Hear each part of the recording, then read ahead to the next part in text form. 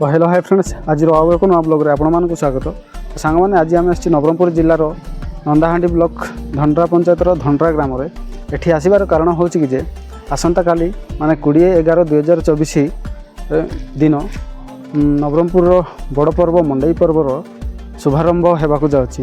यही धंड्रारे शुभारंभ हम तो से उपरू झाड़ेश्वर मंदिर अच्छी सेठी आसी यही डंगरदेई मंदिर को आसो। एठारू से फील्ड गोटे अच्छी ये साइड्रे आपण मान पर देखी तो से फील्ड को जीव से विषय किसी आमर प्रिय आज्ञा कहे। समस्त को नमस्कार। 2024 मंडई रे समस्त को स्वागत करुछु। यही शुभ उद्घाटन आमर धंड्रा पंचायत रे मंडई रो होतिबा जगु आमे धंड्रा ग्राम पंचायतवासी सरपंच जगाण सहायक नायब सरपंच समस्त वार्ड सभ्य सभ्या बहुत आनंदित होइछंती। यही मंडई 20 नवेम्बर 2024 तारीख दिन अनुष्ठित हब।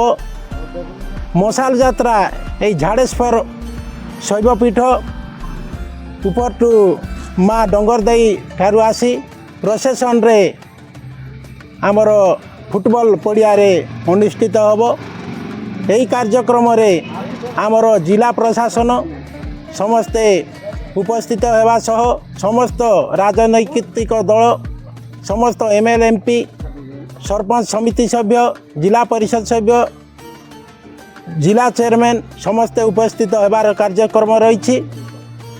एणु समस्ते उपस्थित होई यही कार्यक्रम को साफल्यमंडित करने मु ग्राम पंचायत तरफ अनुरोध करुछि। नमस्कार। चलतु सांग मैंने आपण मानक से फील्ड देखेबी कौ फील्ड से माने सांस्कृतिक कार्यक्रम सब हम। यही जगार तो राति रे नाट हम आउ फील्ड गोटे अच्छी सियाड़े तो सेठी जीवा से फील्ड देखेदेवी।